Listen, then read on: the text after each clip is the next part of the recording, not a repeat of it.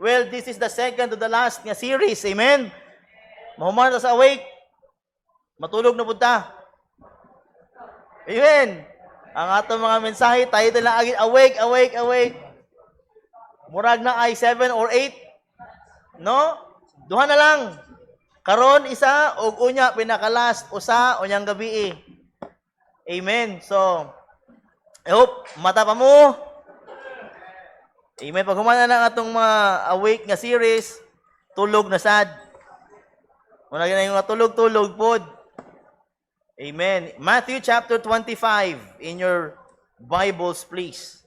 Matthew chapter 25. I will be preaching here sa usa ka famous also nga story. Matthew chapter 25 verse number 1 down to verse number 13 about the 10 virgins, and it talks about the coming of the Lord. Amen. In your Bibles, Matthew chapter 25 verse 1 down to verse 13, palihog manindog ta ato ni basahon sa pagbalos-balos responsively. Ako una, then kamo kaduha, and then magdungan ta in verse 13. Una na mo diha, say amen. Dapat malipayon pa ta. Okay pa. Dili bitaw init. Amen. Grabing ulan. Now, ako una, chapter 25, verse 1 down to verse 13. Then kamu verse 2, so on and so forth. Magdungan ta in verse 13. Verse 1, Then shall the kingdom of heaven be likened unto 10 virgins, which took their lamps and went forth to meet the bridegroom. They that were foolish took their lamps and took no oil with them.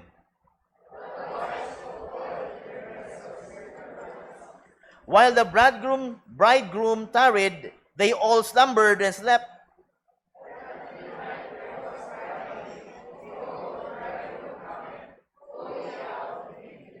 Then all those virgins arose and trimmed their lamps.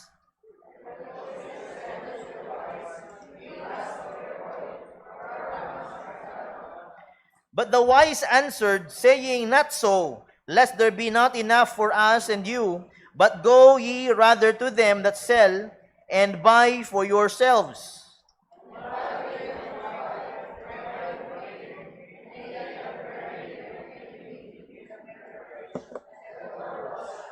Afterward came also the other virgins, saying, Lord, Lord, open to us.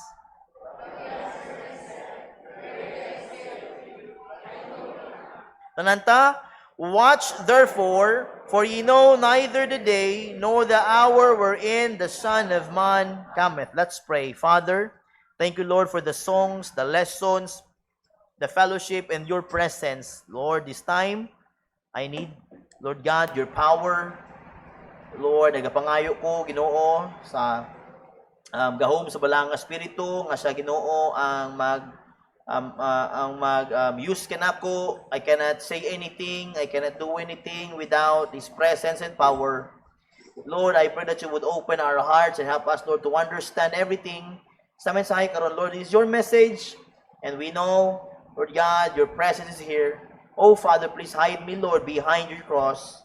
Lord, I cannot do anything without you. Bless everybody. Gapusa Ginoong gahom sa yawa, Lord God, nga dili magdominar sa una-una o kasing-kasing. Father, please, thy will be done this morning. I pray in Jesus' name. Amen and amen. Palihog maglingkod. The story is very familiar. Amen. But since nata sa ato ang series of preaching about being awake in a Christian's life, because somehow tulog man ta, somehow di man ta kadumdum sa mga ginapadumdum sa ato sa Ginoo, kinahanglan pagud ta padumdumon. Amen. So this time naagit tay mga pangpadumdum, like being awake every time. Every time kung naay ang mga problema, kung tintalon ka, just be awake. Amen. So daghan na mga series of teaching and preaching about awaking, and this is the second to the last. And this morning, we use the story about the 10 virgins because I entitled the message, Awake, the Lord is coming. Awake, the Lord is coming. Kung mo tanaw ka sa mga palibot igsoon, sa nagapanghitabo sa palibot, even in Israel, Israel is our time or our watch. Israel is our windows. When will the Lord come? Kung imong tanawon karon nga mga panahon igsuon, duol na gyud. Amen, duol na gyud sa tinuod. Amen, that's why we need to be awake because the Lord is coming.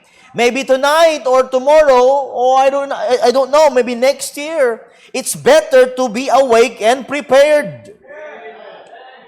Amen. Mag-prepare ta. There's no more time to linger. There's no more time to time for leisure things. No time nga mangita paglain. There's no time nga maglipay-lipay sa gawas ng mga bagay-bagay. But it's time to prepare to meet the Lord. Ingon sa Amos, holiness keeps us ready for Christ's return. Amen. Ang pagkabalaan nato, mahimo ka nato nga mahimo tang andam sa pagbalik sa atong Ginoo. Without holiness, we cannot be ready. Dili ta pwede nga dili balaanon sa pag-abot sa atong Ginoo. We need and He needs to find us faithful serving Him. The coming of the Lord Jesus Christ is not just a doctrine to debate, but a truth to live by. From Genesis to Revelation, the Bible rings with the hope that the King is coming. The King is coming. In the early church, believers often greeted one another with the word Maranatha. That said, meaning the Lord cometh.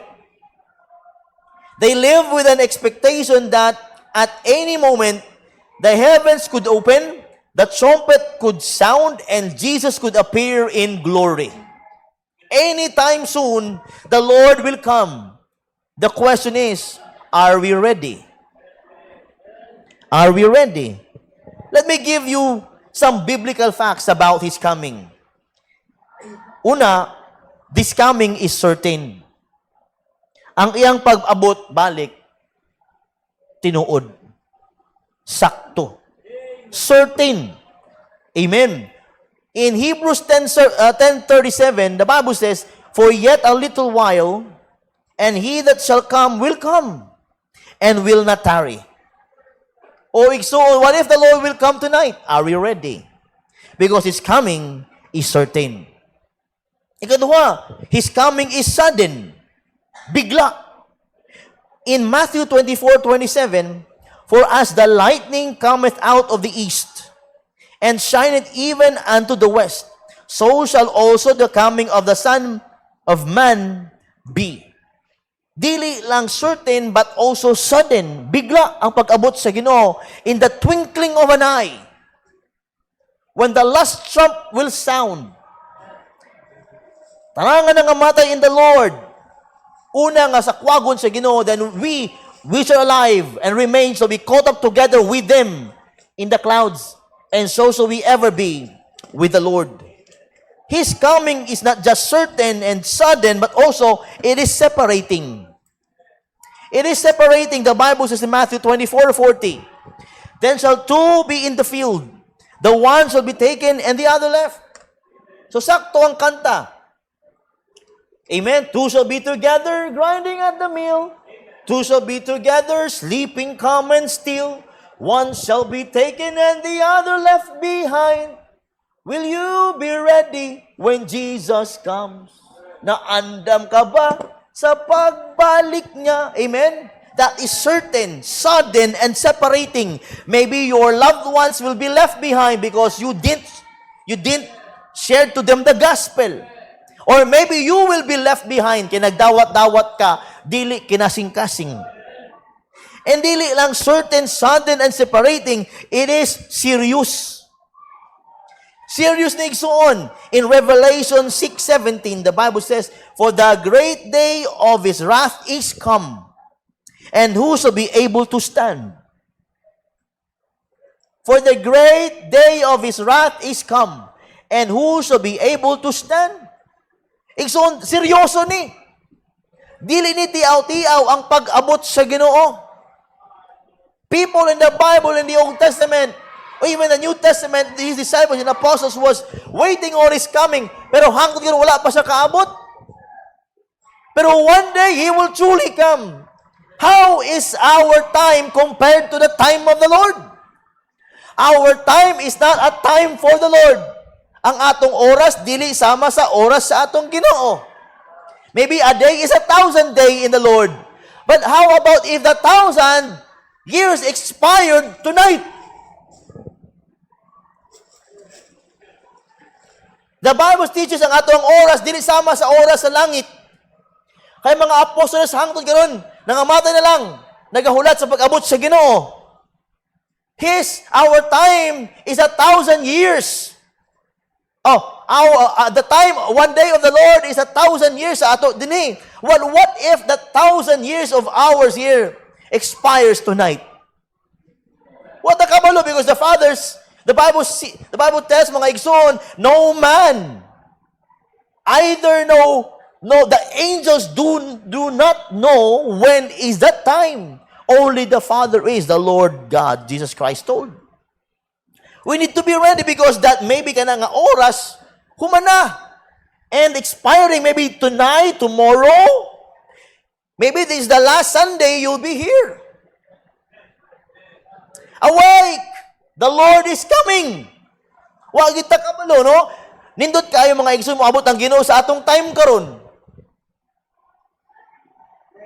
Nindot kayo mo abot na unta ang Ginoo sa atong time karon, kadaghan na kay tag-utang. Biyaan naman. Lord, in our time today, daghan kay mga evidences that the Bible is true. And this coming is certain and serious. Dili ni binuang igsoon mo abot ang Ginoo kung unsa ka tinuod ang kamatayon ang pag-abot sa Ginoo ing ana pud ka tinuod. In Matthew 25, Jesus tells the parable of 10 virgins. They all knew the bridegroom was coming, but only 5 were ready. Only 5 were ready. 5 lang ang andam. The difference was not in knowledge, but in preparation. Ang difference between the foolish and the wise is not knowledge, but preparation. You can see in the story, mga igsoon, there were 10 of them were walking, meeting the bridegroom, pero ang bridegroom nagdugay og kanang 10 virgins na tulog gipang kapoy. Pero mga igsoon, all of them were coming to meet the bridegroom, but the difference with them and to them, 5 were foolish and 5 were wise. 5 were unprepared and 5 are prepared. And the certainty of the Lord's coming is so certain, mga igsoon, that He did come, and the foolish wala sila ka uban, but the wise only because prepared sila. Are we ready? The Lord is coming. This parable is a wake-up call for us today. Jesus is coming. Are we all ready? There's 5 things that we are going to see this morning. No, only 4. 4 things. Kag-erase na ko ang isa. 4 things about awake. The Lord is coming. Basing mauna ta kamatay o basin mauna pag-abot ang Ginoo? Pareho sa duha. Pula mo yung tanong kung sa atong era mo abot ang Ginoo. Kay buhi ta, wa ta namatay. Amen? Noon, kita mabuhi man ta hangtod sa hangtod, ang atong patayng lawas lang namatay. Pero lami gud una-unaon kung wa ta kaagi og dunot. Ang atong lawas wa moagi og kadunot, bisan unsa pa ka masakiton, pag-abot sa Ginoo tanggal ta ng sakit nimo. And you will have, we will have a glorified body. Magkabuhok na ko.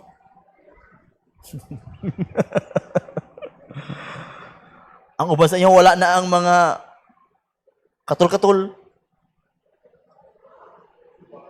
Wala na hubag-hubag. Amen. Wala na ang mga hubak-hubak. O especially ang habak-habak. Oh, lami pa malandungan kung moabot na Ginoo karon in our time kay dita kaaging the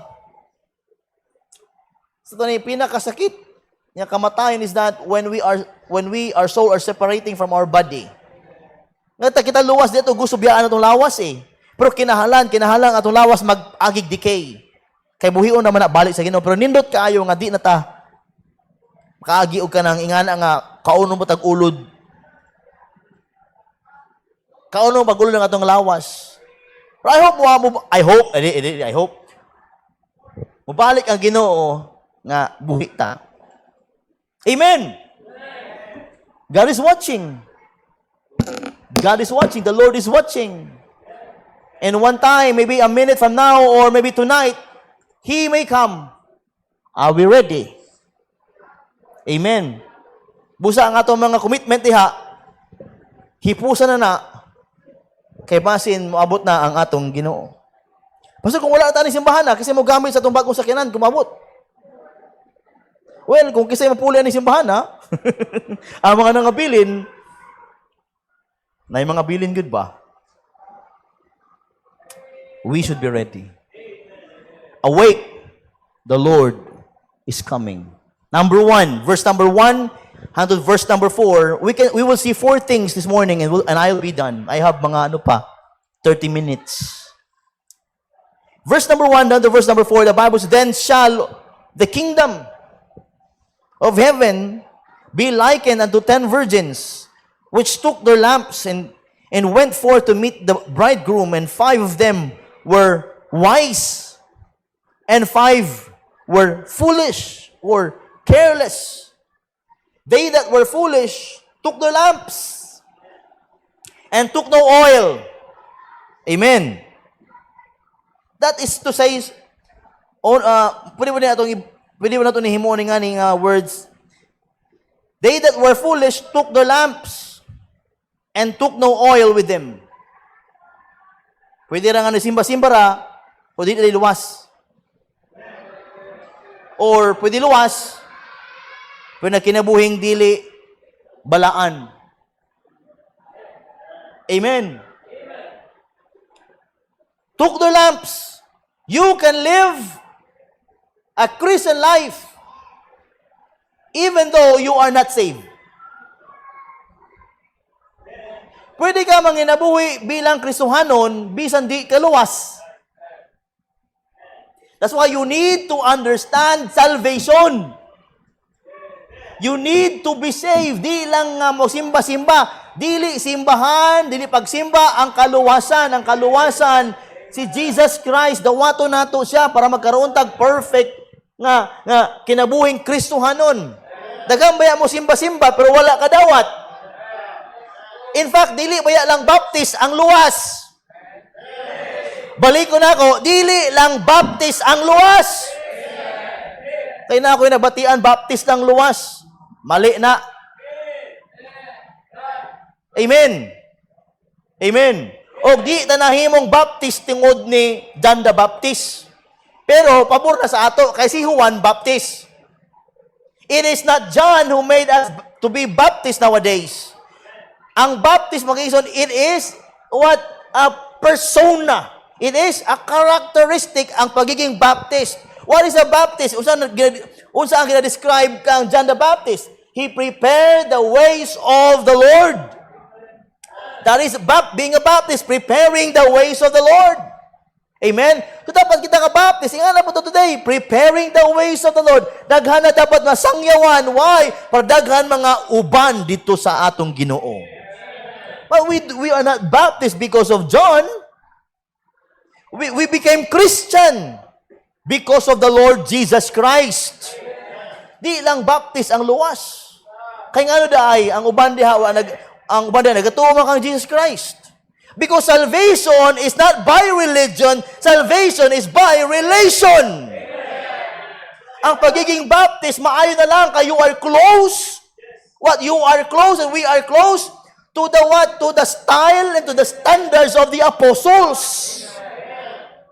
But salvation, mga igsoon, is a relationship and not religion. Dili ta Baptist brider. Nga, mag-ingon ka nga ang baptist ray luwas. No. Kaya wala pa yung baptist in the time of Jesus Christ.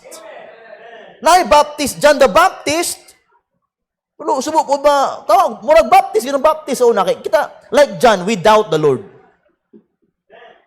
Di ba? Si John, na time, ni-doubt siya, napadala siya, o disciple, ito ang Lord Jesus Christ, are you really the Messias? Ginipain po Jesus Christ, tanawa ko mga binuhat. Oh, di ba?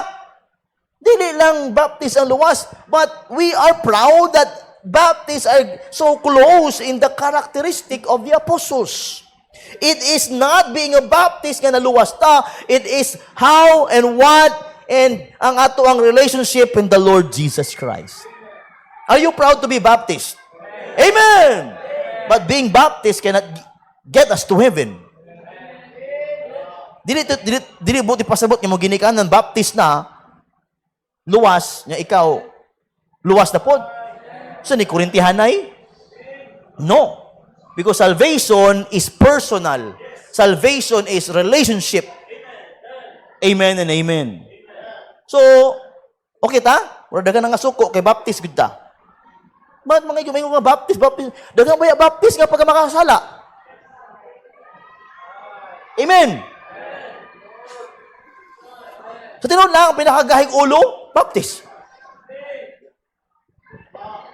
Dawata na, oy! Ang pinakagahig ulo nga Kristohanon, Baptist. Nga naman, kabalugo sa kamaturan, yung wag ginahimo.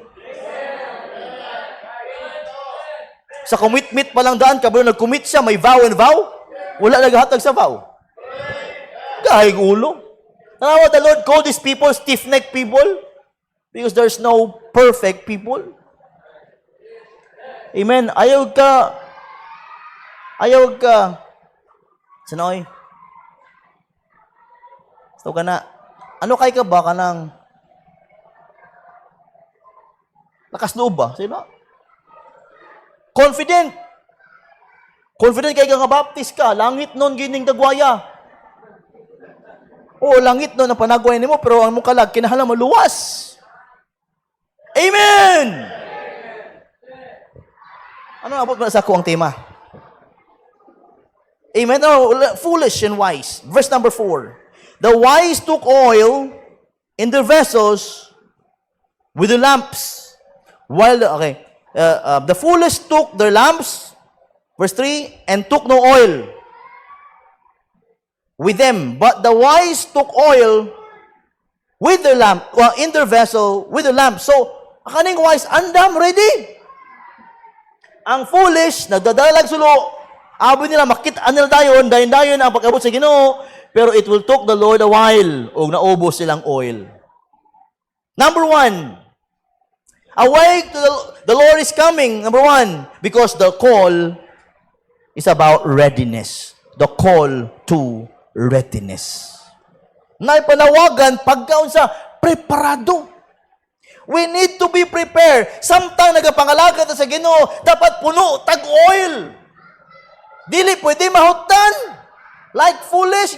Mahutan na, di na makapangalagan. Di ka po na, muundang nalagkalit. No, habang wala pa ang Ginoo, himuhang imong lampara, mga magsigig-siga, sigsilaab, mga igsoon puna, pagdala, kanunay, og oil. The 5 wise virgins were prepared.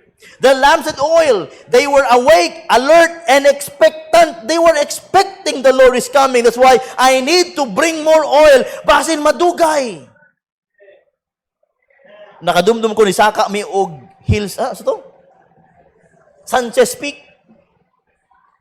Tingala ko ang uban walay mga dagkong bag. Ako dako kay kong bag. Kami ni Brad Alex, dagko kay mong bag eh. Nami saan sila? Andam ba ni mga lakaw? Grabe. Gaan kaayo ang ilang paglakaw. Pasaka dito. Pero pag abot sa babaw, walay mga dalang kape. Walay dalang pang tubig init. Pero si Brad Alex, ayaw mo, may gas tube dala. May kalderong dala. May tent nga dala. May habol nga dala. Parihumi. Pero ang uban nangayo sa mua, lami kay di tagaan. Saka mo dili mo andam. Pero nga nagihapon ang pag-abot sa Ginoo. Daghang maglakaw, di ka paabot sa Ginoo kay gipang kapoy. Pero katong mga andam nagdalag takuri habang wala pa abot ang Ginoo, kape-kape sa tabrad. Mag-ulan na ami tent. Magutom na ami kaldero. Di makaon ng kaldero pero makaluto mi sa kaldero. Maingon sila, taga ay kay nagutom na mi. Dili pwede hulamon ang pagkabalaan. Dili pwede hulamon ang pagkaandam. Dili pwedeng hulamon ang pagkamaayo.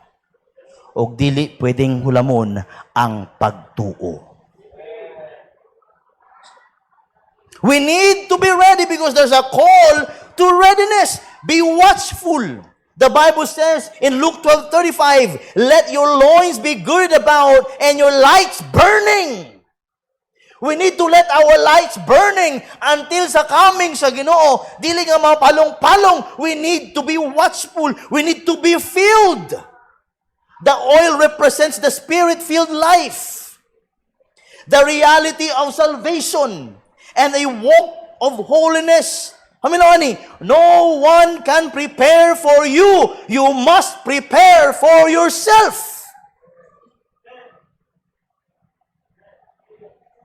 No one can do preparations for you when the Lord will come. We ourselves should be preparing for our own selves before the coming of the Lord. Dili nga ang mga bata mahilig kayo, mangayo lang ako dito. Paano kung di ka tagaan? No one can prepare for you. Let yourself prepare for this coming day. The call to readiness, be watchful, be filled, and be serious. Many start well but fail to finish. Amen. Many start out well but only those who endure to the end will be ready.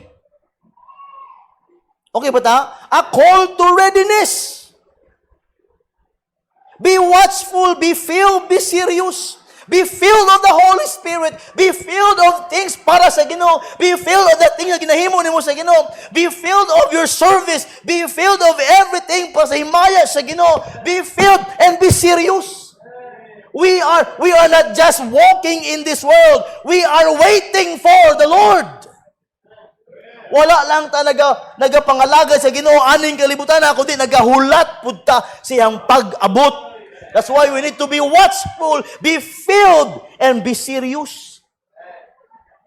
O ba nato din na seryoso? Abi nila ang pagsimba, dula-dula na lang. Abi nila ang soul winning, dula-dula na lang. Paano kung mamatay ang imuhang mga mahal sa kinabuhi? Kaya walang dula-dula ra ka. Amen. Be filled with the Holy Spirit. Be filled with your service. Be serious. Listen to this statement.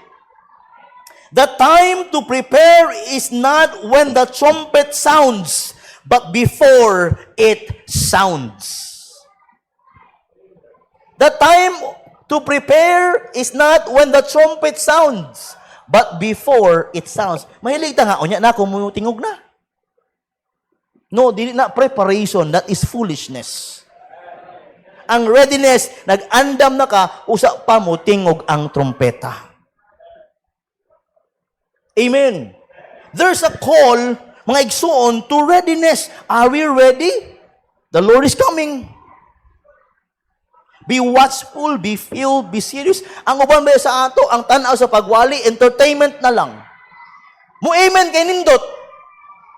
Pero walay obedience. Mo amen kay na, mura na igo. Pero pag-abot sa balay, how's your walk? Gimo na nato entertainment. Ang na-acquire, one more! Kanindot, no? But is that song speaks to you? It's not wrong to appreciate. It is never wrong to appreciate or to applause. But it will be wrong if you do not practice what you heard and apply what you have heard. Oh, mga igsoon, the call to readiness, be watchful, be filled, be serious. Karong mga panahon na, there's no time nga maglangay-langay. There's no time para nga, hindi nga maghinay-hinay. It's time to get serious. Why? We're getting old. We are in a time nga dali kaayo mo gabi. Dali kaayo mo ugma. Karon Domingo, ugma Domingo na pod. Nahibulong ko tay. Sige tag pamanday dito, buta ka balo sa panahon Domingo na pod dihay. Nay adlaw nga Miyerkules may nagtrabaho, Miyerkules. Ala magsimba mo na ita. Alas 5 na. That time is so short nowadays. But Christians are sluggard. Christians are murag nalingaw na sa kalibutan, wala na pananawon nga, uy, dapat ta magdali. Kaya mo abot na siya. Mangandam kita. Number 2, mga igsuon, verse number 5. O kita? While the bridegroom tarried, amen? While the bridegroom tarried, nagdugay-dugay, naglangay, kaya amot lang unsay naa, they all slumbered and slept. Ang ilahang expectation, maabot tayo, pero wala man niabot. And all the 10 slumbered and slept, and at midnight, there was a cry made. Behold, the bridegroom cometh, go ye out to meet him. Then all those virgins arose, and trimmed their lamps. And the foolish said unto the wise, give us of your oil, for our lamps are gone out. Verse 9, but the wise answered, saying, not so, lest there be not enough for you and us, but go ye rather to them that sell, and buy for yourselves. Dili lang a call to readiness, but also, we could see, there's carelessness of delay. Amen. There's carelessness of delay. Dili lang a call to readiness, but also carelessness of delay. Are you with me? Kana bitaw na delay. Na delay ang pag-abot, unya, ang 10 Ada pa man siya naabot, tulog sa ta. Happy-happy sa ta. SM sa ta. And there's a noise, hey! The bridegroom is coming! O ang tanan, nabigla, nagpreparar. Pero ang foolish, ang 5 were foolish, ingot mga, taga-imig oil, taga-imig oil, kaya wala na may oil. But the 10 wise, no! Dili ni sapat para sa amo o para sa inyo. Pamalit lang mo dito sa naa. You know what, mga igsoon, kinabuhin Kristohanon, some way, we feel delay of the blessings of God, og ang atong pag-trust sa Ginoo, wala na. Are you with me? Abi na to, wala na yung panalangin. Ija na tani. That there's carelessness. Listen to this.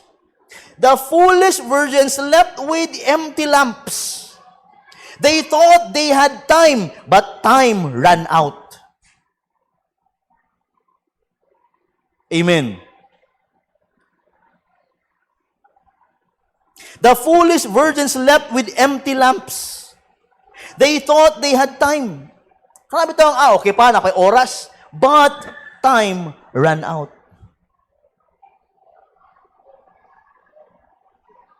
I'll tell you this. Sige kay Brother Gabia, kumusta na Luz? Okay, pastor, nagayda na lang siya ng anak. Akong plano nga mag-visit, mag-ampo para sa iya dito, wala gyud natuloy. Nga naman, nasigil ako nga, okay pa siya, pero time ran out. Wa na ko kastorya sa iya. Sakit kay sa dughan. Ingana po mahitabo mga igsoon in the last days. Mag-ingon-ingon ta karon, okay pa, may time pa, pero what if he will come tonight? The carelessness of delay deceives. My Lord, the light is coming in Matthew chapter 24:48, leads to slothfulness. Delay deceives. Kaya naman, maghimo na kanimo nga magluya-luya, magpatamad-tamad. Delay destroys. When they finally tried to get oil, it was too late. You cannot borrow holiness, salvation, or faith at the last moment. Kung moabot na ang Ginoo mga igsoon, o kung luwas kang tinuod, kung dili ka andam, kung foolish ka, hala, wala pa kayo nahimo sa Ginoo, hala, magkarakag himo para sa Ginoo. Pero sa mga wais na naghimo, nagdaghan para sa Ginoo, andam na kaayo sa pag-abot sa Ginoo. Paula mo kuha na imong maayong buhat din? No. Paula mo kasi pagkabalaan bi? No, because it cannot be borrowed and it cannot be sold. Amen and amen. The carelessness of the delay. Delay deceives, delay destroys, and delay damns. In Amos 4:12, prepare to meet thy God. Oh, mga igsoon. Once Christ comes, procrastination becomes eternal regret. Asa man ang procrastination? Ko nga, ugma, kaya pa ugma. Di pa lagi maabot ugma. Pero it will be too late because procrastination wala na igo sa imong expectation. Amen? Usahay sige na procrastinate eh. Kaya pa na ugma. Pero what if ulahin na ang tanan? Procrastination will lead to regret. Unta, gihimo na ako to ba? Unta, wala ako nang ingon-ingon nga pwede pa. No! Delay deceives, delay destroys, delay damns. Listen to the statement. Hell will be filled with people who intended to repent tomorrow. Amen. Hell will be filled with people who intended to repent tomorrow. Ang impyerno mapuno sa mga tao nga abi nila pag-abot sa Ginoo, pwede pa sa ugma. Unya na ko magdawat sa Ginoo kanang okay na ko. Unya na ko magdawat sa iyong mga lagay sa Ginoo kanang tigulang na ko. No. What if the Lord may come? Or what if you die tonight? Procrastinating, assuming, and expecting will be too late. There's a call to readiness and there's carelessness of delay. What if ang pag-delay ni mo wala na? Muabot na gyud siya. Muna mga young people, serve God now, not tomorrow. What if tomorrow never comes? James Bond. Amen. What if tomorrow never comes? Number 3, verse number 10 down to verse number 12. And while they went to buy, the bridegroom came. And they that were ready went in with him to the marriage, and the door was shut. Verse 11. Afterward came also the other virgins, saying, Lord, open to us. But he answered and said, Verily, I say unto you, I know you not. Sakita. I know you not. There's a call to delay, to be ready. There's a carelessness of delay. In number 3, mga igsoon, the coming is suddenly. That's why we need to prepare. There's a call for preparation. And number 2, mga igsoon, di ta pwede maglangay-langay. Amen? Dapat di ta careless. Dapat impromptu ang atong huna-huna. Kanunay, what if the Lord will come? What if I may die tonight? Number 3, mga igsoon, the coming is suddenly. At midnight, there was a cry made, Behold, the bridegroom cometh. Nagkarakara ang 5 foolish virgins. Pailama, para pagkaimi. The coming is suddenly. Sudden in time. Kalit sa oras.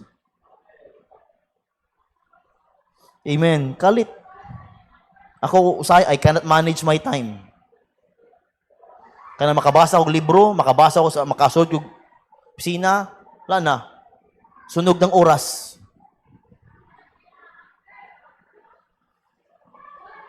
Na ako'y nagihatag si Brother, nagipaulam si Brother John nga libro about temperament. Basa na ako, dapat na ako studihan ang temperament. Kaya ang tao, kasi classic temperament. Amen? Kasi classic timpla ba? Na ay Amerikano, na ay mocha, na ay macchiato, na ay sana? Ha? Na ay matcha. Ako nga inom kanunay sa Starbucks kay barista blend. Kung sa boss, coffee latte. Amen. Kung sa opisina, karate. Kasi classic temperament ng tao eh. So I need also to study about temperament. Kay in dealing with a singular person, comparing him or her to somebody is not the same. Amen? Kaya ang akong temper lahi siya lahi sa uban. Ang dawat sa uban sa akong temper lahi, ang dawat nako siyang temper lahi. Amen. So it's a good book. Sa Sunday school ako itong itudlo. So yung mga panahon, tanaw na to kung unsa ang imuhang temperament. Kung imong temperament ba dali masuko o ang imong temperament ba mahumok ka ko tagaan. Kana nasa uban ang temperament igsuon nila dili mo dawat og regalo. Ang temperament nila kung hamo sa giving is like giving time, not material. Mas importante ang imuhang time sa ako kaysa imuhang regalo.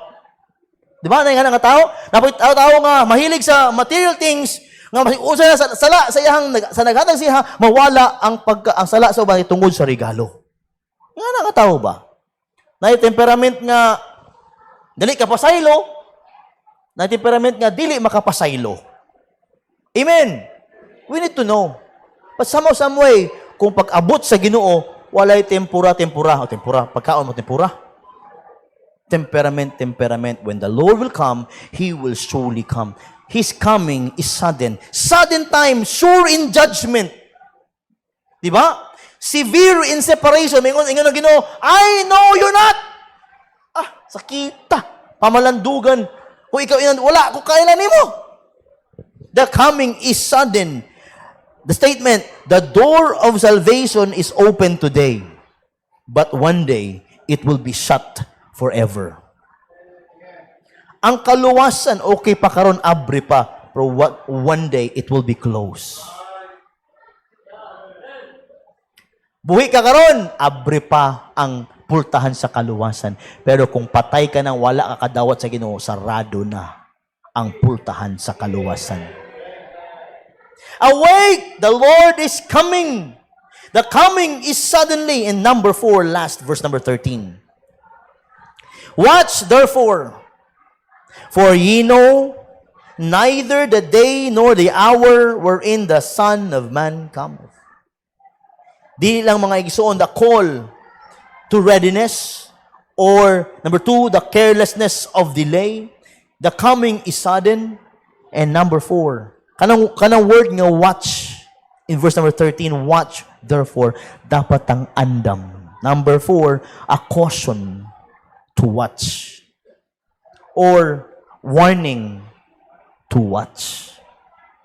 Dapat ginawarning nga, oy, pangandam na. Jesus ends with a clear warning, watch therefore. Watch in prayer.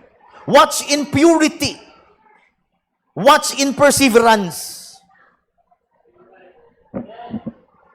Watch in prayer. Andam ta mo ampo kanunay. Watch in purity. Pure ta kanunay tubangan sa Ginoo. Watch in perseverance, endure hardness as a good soldier of the Lord Jesus Christ. We need to be persevered. But that perseverance. Watching is not passive. It is active obedience, daily holiness, and eager expectation. Do you hear that? Watching is not passive. Dili ni business nga passive ang paghulat sa Ginoo. It is active. Himuon gyud nato mahimong andam kanunay para sa pag-abot sa Ginoo. A soldier, kung ikaw sundalo, kung maabot ang gera, kanus apaka mahimong andam? Kanang ginapusil ka na? Kanang ginasulong ka na? O soldier ka, wala pa ang gera, ang Armalite, ginaasawa mo na. Amen? Di ba, kung sundalo ka dapat, ang Armalite mo, ang pusil mo, ara na sa tabi mo. Amen? Kay kumabot ang gera, gakaon man ka, o gahigda man ka, o unsay imong ginahimo, andam ka nang muwat, murat-rat sa kalaban. That is also applicable in the time of a Christian. A soldier of the Lord is not just ready, mga igsuon nga, mga naalay pusil, but ready always kung asa ibutang hangtod sa iyang pag-abot. Are we ready? Are we ready as a soldier of the Lord? Caution to watch. Karon nga mga panahon, igsuon, dali kaayo matagak ang Kristohanon. Gamay ra pag uyog-uyog sa simbahan, tagak dayon. Amen. Dapat ang Kristohano always akapit masing unsa man, magpabilin kanunay sa pagpangalagad sa Ginoo. Kay kanunay ang warning sa Dios, hey, watch therefore. Watch therefore, for ye know neither the day nor the hour wherein the Son of Man cometh. Be ye also ready, for in such an hour as ye think not, the Son of Man cometh. Wa ta kabalo kung kanus amo abot ang atong Ginoo. Wa ta kabalo, labi sanan wa ta kabalo kung kanus ata kuhaon sa Ginoo. That's why we need to be awake, because the Lord is coming. And I'll be done. The parable of the 10 virgins is not just a story. It is a warning. Some were ready. Amen? Are you listening? Some were ready, some were not. The difference was preparation. Are we prepared to meet the Lord? Dapat andam kita nga, pag-abot niya na atay ma-present, Lord, niabot ka sa saktong panahon, I did something for you. Astang nindutang igsoon, Lord, moabot manggid ka, grabe akong hulat, pero niandam ko, Lord, na ako'y sulo. Wala namatay ang akong sulo, kay na ako'y andam nga daghang oil, hangtod sa imong pag-abot. Base sa ato, manghulam, wala makuha na, abi, kay wala na ko, no? You cannot borrow faithfulness. You cannot borrow what? Holiness. Ikaw ang makapreparar para sa imong kaugalingon. One day, the trumpet will sound, the heavens will open, and Jesus will return. The question is not if He is coming, it is when. And when He comes, it will be too late to get ready.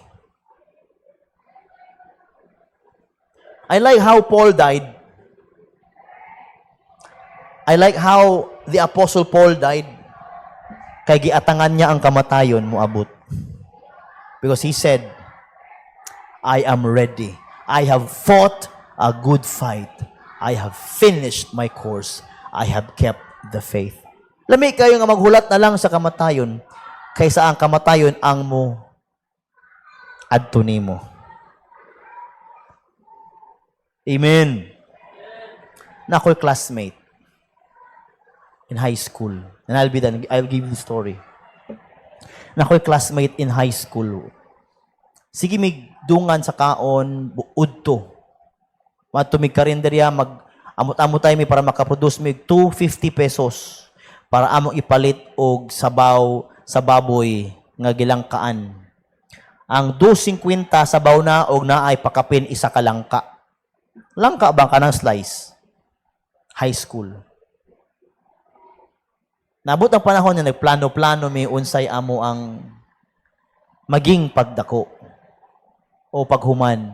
Ingon niya, gusto ko mahimong seaman. Ako ningon ko, wala ka balo? Wala ka balo? Kaya akong papa, gusto ko military. Ako mama, gusto niya teacher. Pero, sa duha, wala ako gusto. Pero sige lang, anak ko. Nagbulag na may after graduation sa high school. Then college na. Siya nasa Notre Dame. Ako na sa STI. Nag-enroll ko og engineering. Computer engineering. Siya nag-enroll og engineering civil. Oh, abi na ko nga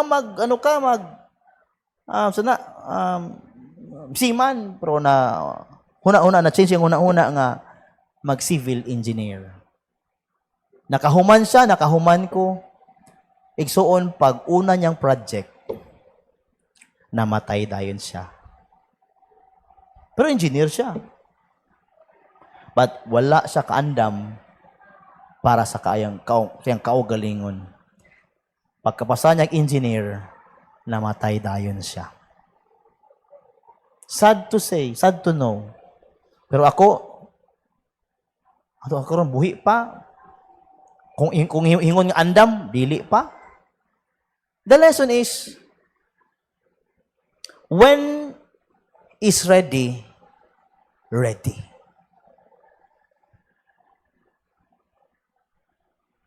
Kanusa ang andam nga mahimong andam? Do you get me?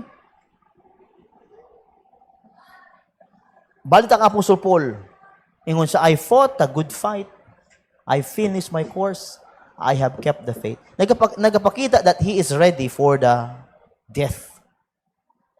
He's ready for his last second in this world. And as the Lord took him, he may be ready of what he did. But when it comes to accomplishments, daghan po siya accomplishments. But in our time today, how readiness is ready?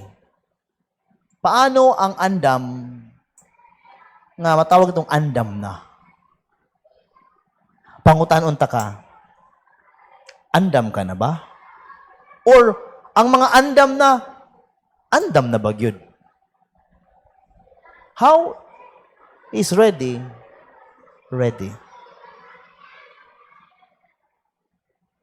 His coming is certain. His coming is sudden.